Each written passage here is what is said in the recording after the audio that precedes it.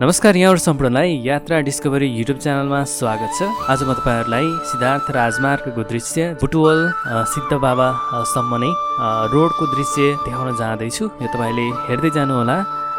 यो सिद्धार्थ राजमार्ग यो 6 लेनको रोड एकदमै राम्रो र विशेष गरी रोडको छेउछाउमा रहेको फूलहरुको दृश्य एकदमै मनमोहक दृश्यहरु रहेका छन्। तपाईले यो भिडियोमा हेर्दै जानु होला।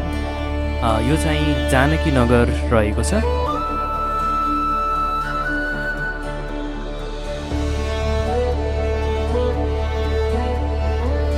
र यो चाहिँ शान्ति कुञ्ज रहेको छ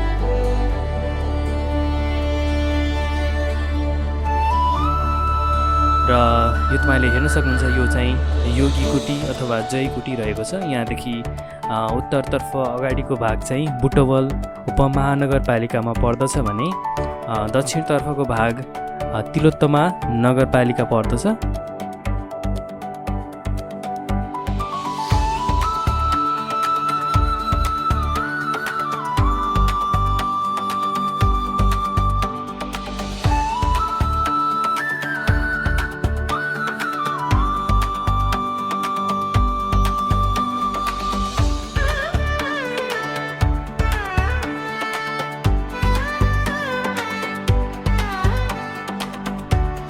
र यो अगाडिको यो चौराहा तपाईले हेर्न सक्नुहुन्छ। यहाँदेखि पूर्वतर्फ लाग्नुभयो भने तपाई काठमाडौँतिर जान सक्नुहुन्छ।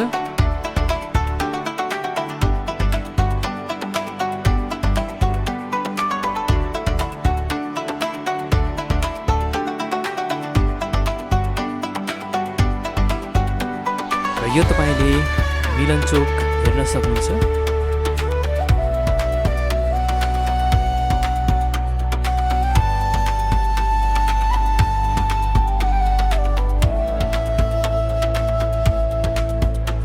अहिले हामी बस पार्कमा आएका छौँ। यो बुटवलको बस पार्क रहेको छ।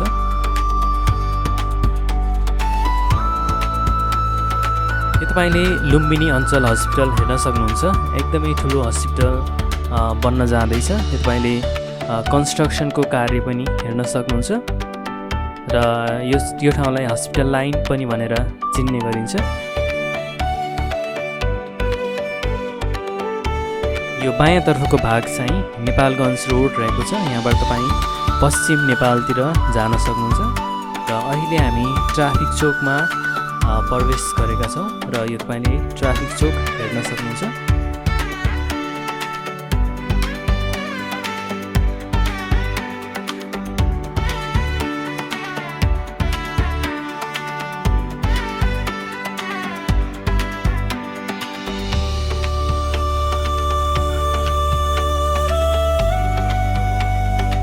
यो तपाईले हाट बजार लाइन हेर्न सक्नुहुन्छ।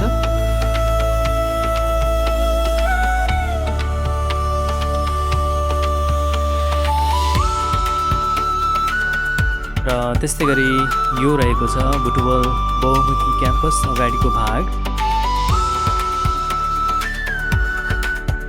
अब म चाहिँ गोल पार्कमा आइपुगेको छु। यो गोल पार्क रहेको छ। यहाँबाट नै तपाईँ लुम्बिनी केबल कार रहेको स्थानमा पनि तपाईँ जान सक्नुहुन्छ। र अहिले म पहाडको नजिक रहेको छ र यो गोल पार्क क्षेत्रबाट म यो थोरै अगाडि सिद्ध बाबा मन्दिरसम्म जाने प्रयास गरेको छु। वास्तवमा भन्नुपर्दा अहिले चाहिँ यो बुटवल क्षेत्रमा एकदमै गर्मी पनि बढेको छ र जति जति यो पहाडको नजिक यो यात्रा गर्दाखेरि शीतलताको अनुभूति गर्न सकिन्छ र यो हेर्न सक्नुहुन्छ।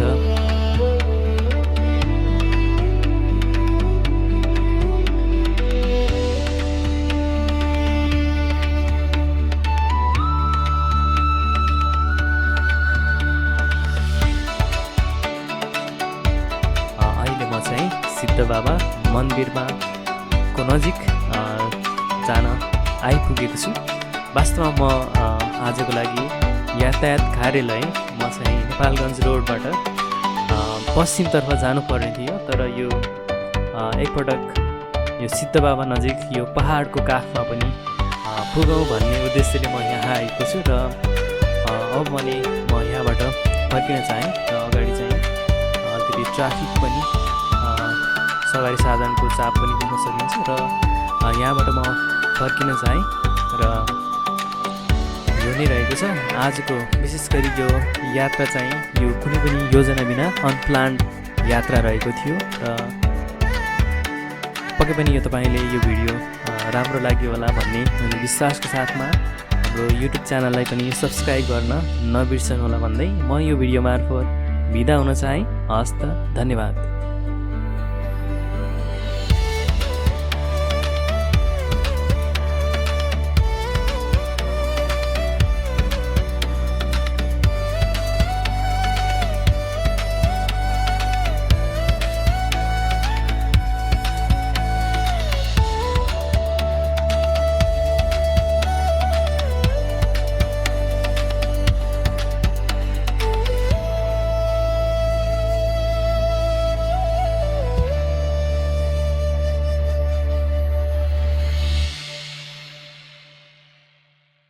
Yatra Discovery.